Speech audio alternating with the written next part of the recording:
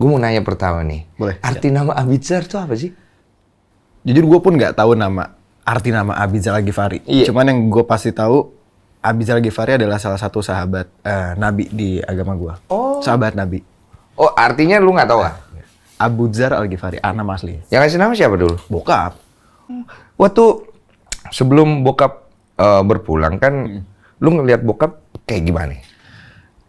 Gimana ya? Karena emang bokap juga kan jarang di rumah ya. Bokap gue kan misalnya dari 1 minggu, ya cuma di rumah paling cuma 2-3 hari. Dan itu juga biasanya balik subuh, abis itu siangnya langsung jalan lagi bawa hari.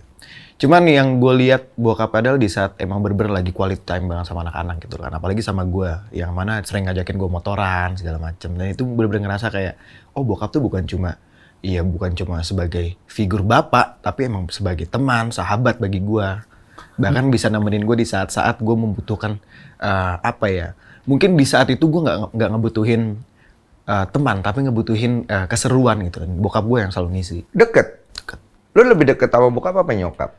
Gue nggak bisa ngebedain sih bang. Oh, rata? Rata. Oh, berarti bokap lu tipe ini ya, yang membangun kedekatan juga walaupun sibuk lo bokap lu, kalau boleh tahu. Banget.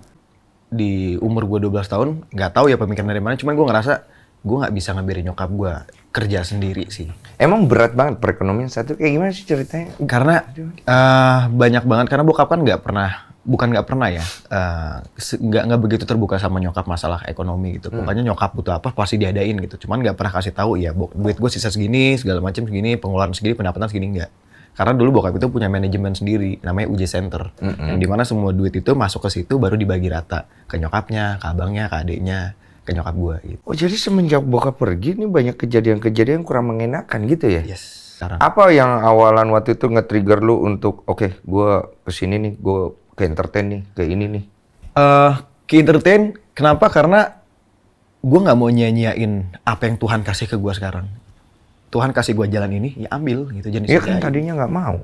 Nah, yang orang penasaran nih, apa hal-hal yang lu dapet nih? Karena kan kebetulan nyokap sama bokap lu almarhum, ini kan seorang pendakwa ya. Yeah. Tapi kan lu masih kecil saat itu. Dalam proses yang tidak enak ini, apa hal-hal yang lu bisa ambil dari mereka nih, maksudnya buat lu nih? Ada nggak? Banyak banget sih. Apa tuh? Yang paling utama bagi gue bisa mendapatkan banyak banget ilmu gimana caranya untuk bisa lebih menghormati nyokap. Untuk lebih sayang sama nyokap.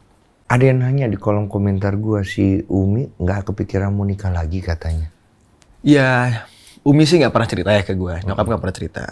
Gue pun dulu gue ngelarang. Oh, oke.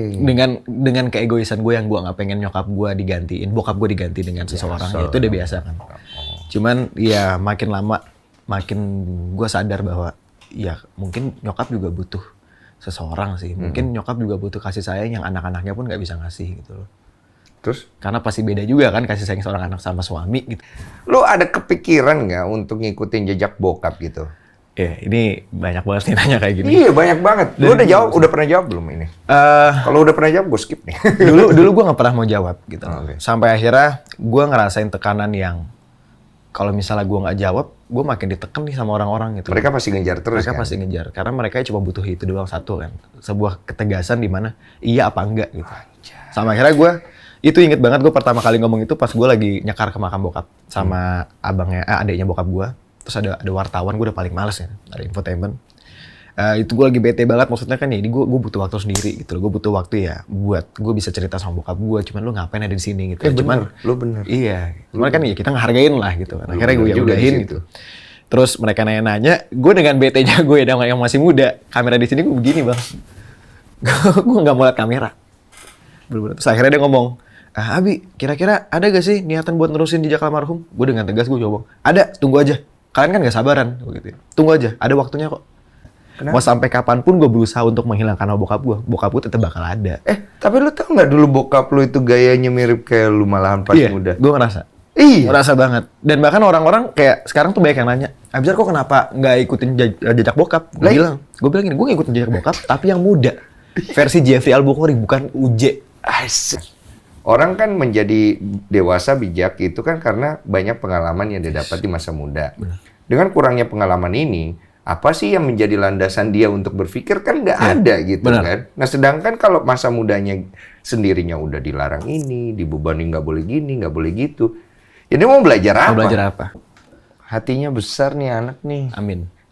Besar hati lu cuy. Amin. Orang-orang kan kebanyakan mereka ngelihat jeleknya doang ya.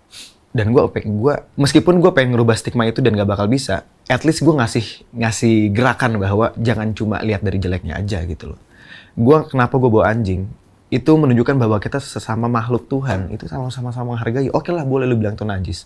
Cuman masa lu mau najis-najisin makhluk Tuhan, ciptaan Tuhan gitu? Kan nggak mungkin gitu. Lu tetap sayang. Dan kenapa gue bawa anjing? Gue kasih tahu, nih ada caranya kok buat lu agak orang-orang Islam yang lu suka sama anjing, lu bisa bersihin. Najisnya bisa dibersihin. Betul. Bukan berarti betul. dengan lu tahu lu bisa ngebersihin, bukan berarti lu harus ngejauhin itu anjing dan lu bilang itu najis. Enggak. Karena kenapa Tuhan ciptain hati dan kita berpegang teguh sama hati dan otak? Karena hati itu buat ngerasain, otak kan buat mikir. Raden Saleh. Karena kita nggak tahu hidayah datang dari mana aja. Mau lu dari orang yang paling buruk, mau dari tempat yang paling jelek, nggak tahu. Dan orang selalu bertentangan dengan hal itu. Islam leluhur gue. Dari bokap. Ini Islam leluhur gue yang dia barusan ngomong. Karena yang ngegerakin hatinya itu pasti Tuhan juga. Aduh, pinter lagi nih anak. Pinter lagi nih anak. Kenapa gue jadi lata ya, Wak ya? Karena di saat kita cuma punya ibu, ibulah yang bikin kita menjadi lembut, jadi pemikir, lebih ngerasain apa yang terjadi dengan situasi. Gue ngerasain itu banget. Motoran barengan. Gimana sih rasanya motoran sama bokap? Itu dong, pengen banget. Kerinduan ya. Kerinduan. Dan bokap gue ngomong, harus selalu jadi orang rendah. Dan jangan sampai ada orang lagi yang bisa ngerendahin lu. Terus gue ngeliat nyokap gue, air mata gue udah jatuh, gue udah gak tahu mesti ngapain. Tiba-tiba nyokap gue ngomong, maafkan mama ya nak. Dia bilang, mama tahu apa yang mama lakukan itu bikin sakiti kau. Mama minta maaf. Kalau kau benci sama mama, tidak apa-apa. Saya mengerti. Karena memang mama salah. Tapi hanya ini yang bisa mama lakukan. Kita tidak punya apa-apa, nak. Gue mau ngomong apa sama Tuhan gue nanti? Di saat semua orang ngomong, lu harus memuliakan ibu lu. Di saat Rasul pun ngomong, ibumu baru bapak lu. Tapi gue melakukan kesalahan yang gue gak memuliakan nyokap gue. Gue mau ngomong apa sama Tuhan gue kalau misalnya nyokap gue meninggal duluan, gue belum. Anda terlalu cepat dewasa loh dengan Iya, proses hidup nggak tahu Anda. gue. Gue di garis lurus sih bang. Garis lurus. Di garis lurus.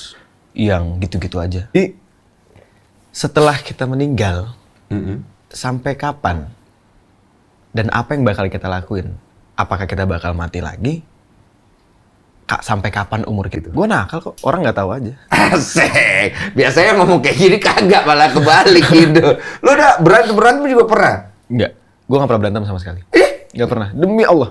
Nakal apaan? Demi Tuhan. Tapi gue pengen. Berarti di film Roy itu berantem, lu nggak pernah berantem berarti ya? Nggak pernah. Gue lihat lagi lu berantem sama Biwon. Keren lagi anjir. Gue nggak pernah berantem. Ya Sama cukup. sekali.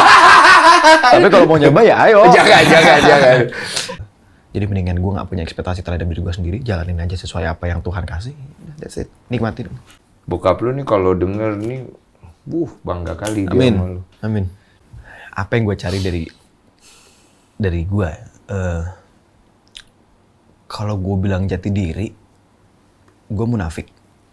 Karena gue nggak tahu jati diri itu apa.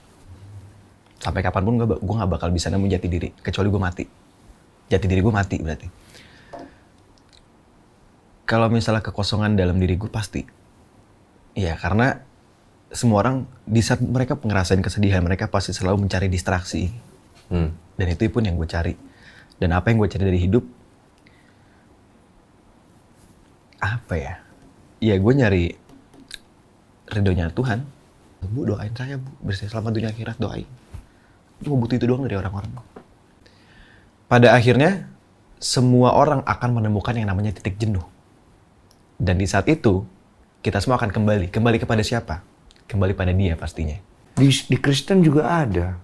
Kau berasal dari tanah, kau akan kembali ke tanah. Dan kau akan bangkitkan kau pada waktunya. Wah, salaman. Shalom. Waalaikumsalam lagi ya.